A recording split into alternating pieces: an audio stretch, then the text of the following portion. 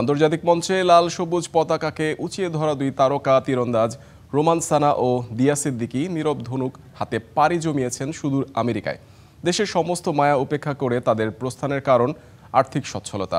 বাংলাদেশের সেরা ক্রীড়াবিদরা যদি সচ্ছল না হতে পারেন, বিদেশ বিভুঁইয়ে তারা খুঁজে নেবেন আশ্রয়। ফেডারেশনগুলোর সাথে সরকারও বিষয়টি পর্যবেক্ষণ করছে গভীরভাবে। রোমান দিয়া জুটি দেশের আর্চারি ইতিহাসে স্বর্ণালী অধ্যায়। তাদের প্রস্থানের কারণ পুরনো, আর্থিক নিরাপত্তাহীনতা। শুধু যুক্তরাষ্ট্রেই আছেন 40 থেকে 50 জন বাংলাদেশি ক্রীড়াবিদ। বাংলাদেশ আর্চারি ফেডারেশনের সহসভাপতি কাজী রাজিবউদ্দিন আহমেদ চপল একে বলছেন অপূরণীয় ক্ষতি। অবশ্যই ক্ষতি, কারণ একটা ভালো প্লেয়ার যদি চলে যায় এটা দেশের জন্য ক্ষতি। খেলোয়াড়কে বুঝতে হবে যে সবসময় তো সমানভাবে সবকিছু পাওয়া যায় না। চূড়ান্ত পর্বে না যাওয়া পর্যন্ত একটা খেলোয়াড়ের যে পিক, ওই টাইমটায় পাওয়ার সময়, পিকের আগে কিন্তু কেউ পায় না।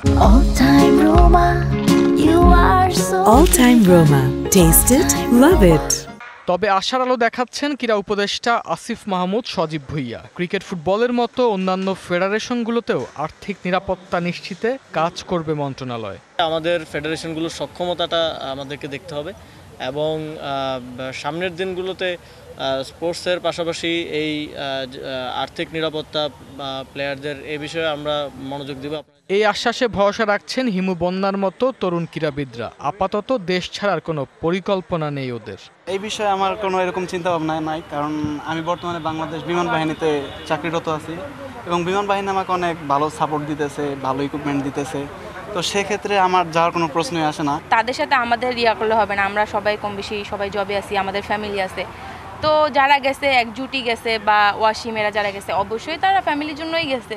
রোমান দিয়ার প্রস্থান জাতীয় স্বপ্নের এক নীরব ভাঙন। তাদের গৌরব ধরে রাখার মতো মজবুত ভিত্তি এখনো গড়েনি। আর্থিক বঞ্চনা না কমলে প্রতিটি তারকার নীরব বিদায় ক্রীড়াঙ্গনকে একসময় করে দেবে শূন্য। এক্ষেত্রে ফেডারেশনগুলোর সাথে এগিয়ে আসতে হবে জাতীয় ক্রীড়া পরিষদকেও। Arman Hasan, DBC news desk.